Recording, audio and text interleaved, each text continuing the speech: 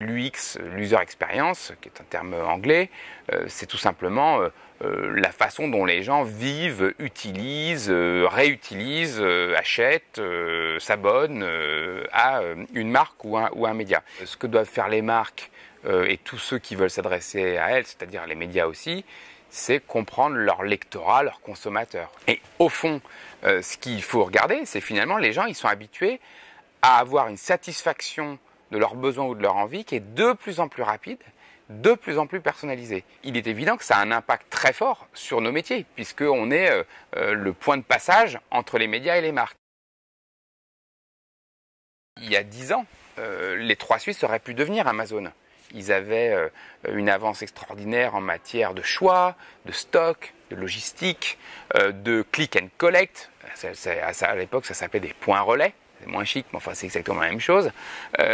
Tout était en place. Il manquait une chose, c'est qu'en fait, finalement, son rapport au consommateur partait de sa complexité d'organisation. Là où Amazon a eu la chance d'arriver avec une page blanche et avec le même métier de VPCiste, finalement, a toujours pris sujet en disant comment je peux faire le chemin le plus court en dématérialisant l'argent, donc je paye qu'une seule fois puis après c'est fini, en livrant tout de suite, en ayant un choix à la maison, mais aussi un choix avec une place de marché qui fait que tout est possible, donc en acceptant de challenger ses marges pour l'expérience consommateur et en étant obsessionnel. Et donc moi simplement ce que je dis, c'est que la seule différence entre Trois Suisses, qui reste une belle maison, et Amazon, c'est que le consommateur est au centre. Je dirais que la pub, elle va dans deux directions. Elle va dans la pub pour tous événementielle qui crée du partage au sens où tout le monde voit la même chose au même moment, partage la même émotion, le même intérêt. Et c'est ce qu'on pourrait appeler une sorte de superbolisation de la pub. Et à l'autre bout, l'ultra-personnalisation, le programmatique. Et donc finalement, la capacité à dire, voilà, la même marque, elle va avoir une expression pour tous iconique, et elle va avoir une expression extrêmement pointue, qui prendra des formes créatives différentes, probablement plus proches du reportage, plus proches des modes informatifs, en disant, bah, puisque je sais exactement où tu en es de ton processus par rapport à mon produit, plutôt que de te remettre la même pub que ce que tu as vu à 20h30 ou à la mi-temps du match, je vais te donner les éléments d'information qui vont faire que tu vas prendre le voyage parce que voilà, que tu vas acheter ce SUV ou ce contrat d'assurance. Il y a des marques qui ont besoin de rencontrer des gens, des consommateurs. Il y a des consommateurs qui ont besoin de plus en plus de consommer des choses. Et au milieu, il y a une sorte de magma qui est comment est-ce que je rentre en contact. Plus il y a de confusion, plus la pub est importante, plus la notion de branding est importante. On la perd un petit peu de vue aujourd'hui parce qu'on est grisé par les points de contact dans tous les sens et compagnie, mais il faut aussi dire des trucs intéressants dans les points de contact. Il faut, comme disent les Anglais, de la consistance.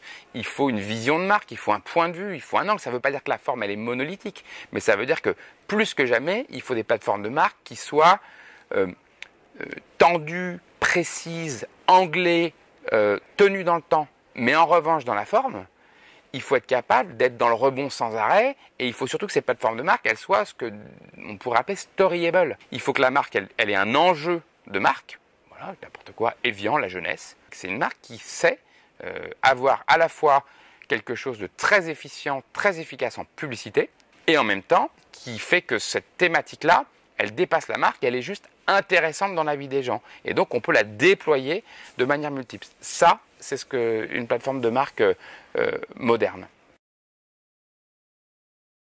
Aujourd'hui, moi, j'ai eu cette chance incroyable que m'a donné le groupe Bolloré, qui est de pouvoir être d'abord agence de pub, ensuite patron de chaîne et agence média.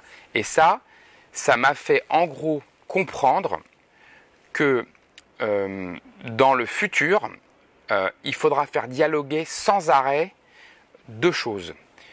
Des choses qui sont de l'ordre d'une, si on est un peu dans la technicité du métier, de l'ordre de la conceptualisation. Une marque, c'est une idée. Et en même temps, ce qu'on apprend en faisant de la télé, c'est que c'est je dirais la domination des critères finalement de simple plaisir, d'audience. Je vous donne un exemple. Un bon concept d'émission avec un mauvais animateur, ça ne marche pas. Un mauvais concept d'émission avec un bon animateur, ça peut marcher. Bon, si on a les deux, c'est encore mieux. Mais donc ça veut quand même dire qu'il faut la modestie de l'UX consommateur finalement. Qu'est-ce qui va l'intéresser? Et donc aujourd'hui, et ensuite, le troisième métier, ce que le troisième métier m'a appris, c'est la data. Et c'est vraiment une analyse très fine de la technologie et de la capacité ensuite à apprendre ce que font les gens pour s'améliorer sans arrêt.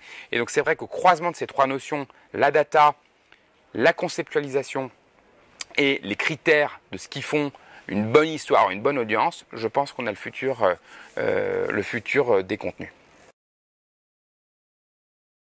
Aujourd'hui, un client, qu'est-ce qu'il a comme sujet? Il a un monde d'opportunités en termes de capacité à discuter avec ses consommateurs et il a en même temps un monde de stress pour ne pas disperser et son message et son argent.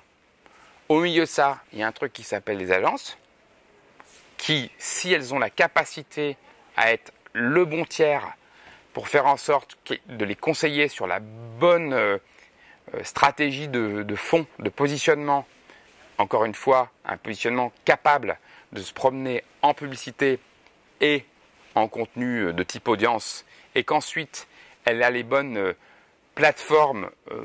Nous, au cœur de notre modèle, il y a l'économétrie dynamique pour dire voilà, tel type de combinaison de levier produit quel type d'effet. Moi, franchement, je serai annonceur, j'irai voir une agence et peut-être même que j'irai voir Havas.